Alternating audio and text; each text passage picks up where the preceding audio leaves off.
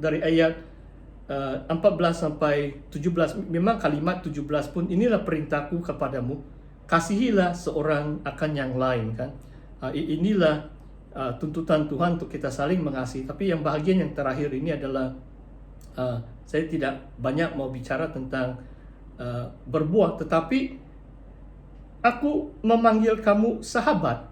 Tadi kalau tentang friend pun, ada orang tanya, kenapa pastor kamu tiada Facebook? Sebenarnya ramai orang tanya, bukan satu dua orang saja. Sebab kadang-kadang friend itu saya tidak tahu betulkah mereka friend saya atau tidak. Jadi susah mau menilai siapa yang friend tidak friend. Tapi kalau dalam kebenaran firman Tuhan ini, Yesus katakan, kamu adalah sahabatku jika kamu berbuat apa yang kuperintahkan kepadamu. Sekali lagi, bukan berdasarkan kasih persahabatan itu, ini maksudnya persahabatan kita dengan Allah. Abraham adalah sahabat Allah. Dengan mentaati kehendak Tuhan, bukan separuh hati dengan Tuhan, separuh firman Tuhan kita mau, separuh kita tidak mau. Kita main-main dengan Tuhan, itu tidak mungkin kita jadi sahabat dengan Tuhan Yesus. Kalau kita mentaati Tuhan, maka kita dapat menjadi sahabatnya. Dan kalau kita menjadi sahabat Tuhan, apa keistimewaan sebagai seorang sahabat?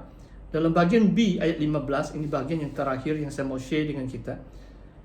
Tuhan Yesus memberitahu kepada kita segala sesuatu yang telah kudengar dari Bapa. Tuhan Yesus menyatakan segala rahasia.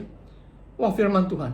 Bagi saya, dalam sebulan lebih, mau dekat 2 bulan, macam saya sedang bercuti panjang sekarang, cuma saya tidak rasa cuti, sebab kalau konsep melayani Tuhan itu yang penting persekutuan kita dengan Tuhan.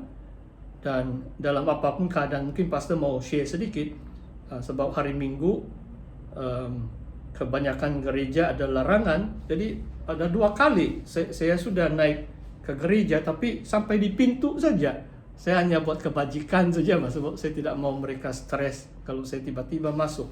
Tapi ada yang tidak tahu saya tidak layak masuk, mereka suruh saya masuk pun saya tidak mau. Cuma pasti yang mau saksikan ini adalah kita masih boleh buat banyak perkara, sebab Tuhan menyatakan itu kepada kita. Termasuk mungkin pasti yang mau saksikan adalah minggu yang lalu saya dengar ada satu gereja, dia hantar tuh Pak, ini gereja SIB lah ini.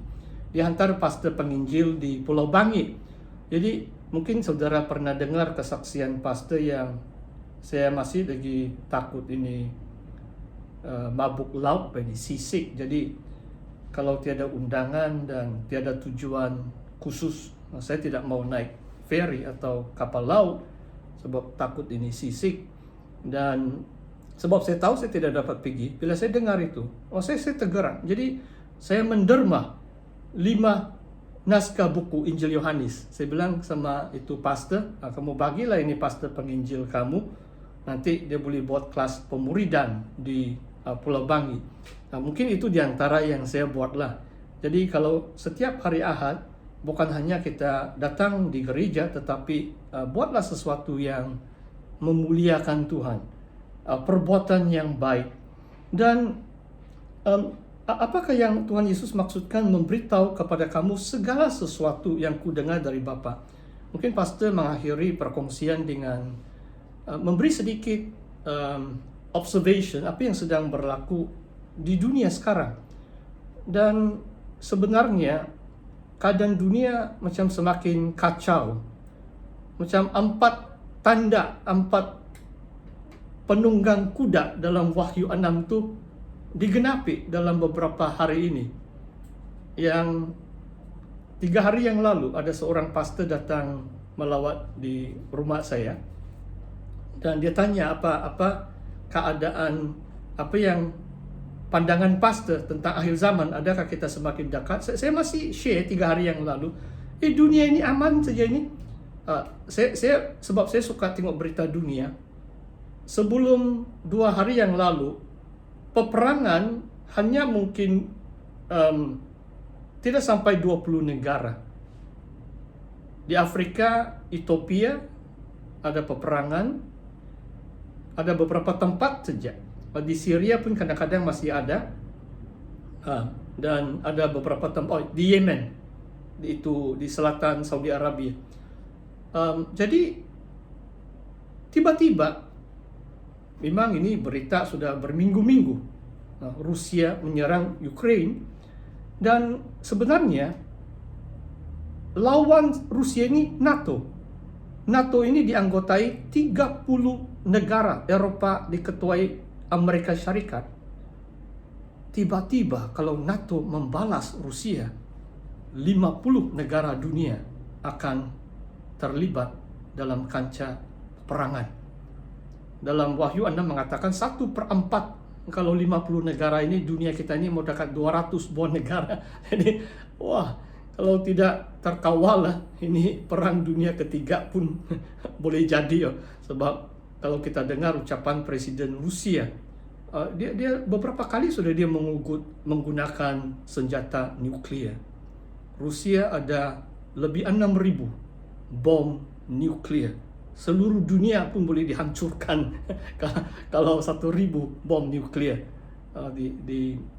Ya mungkin supaya jangan kamu terlalu takut, bagus saya end on a positive note. Dan satu lagi, kenapa supaya Tuhan mau bagi tahu kita semua kan.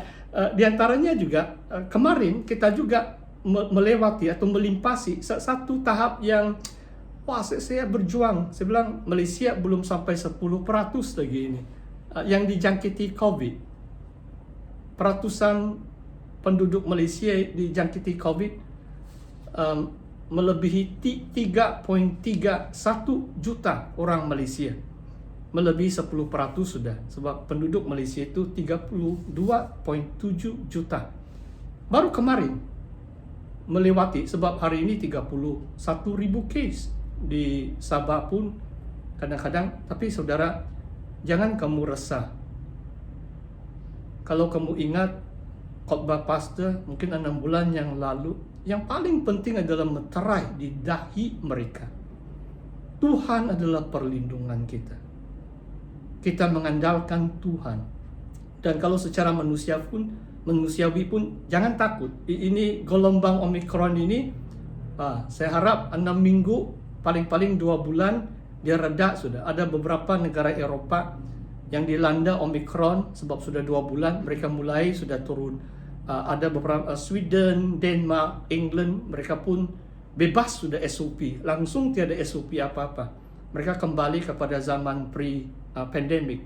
Tapi Malaysia mungkin masih lagi memuncak ini Omikron. Cuma seperti yang Pastor katakan, mungkin sampai hujung bulan Mac kita akan berhadapan dengan ribuan case setiap hari di Sabah, dan di Malaysia pun melebihi berpuluh ribu.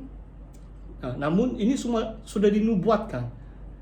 4 tanda dalam kitab Wahyu 6 sudah dinubuatkan, tapi firman Tuhan tetap sama. Yesus adalah sama kemarin, hari ini, dan untuk selama-lamanya.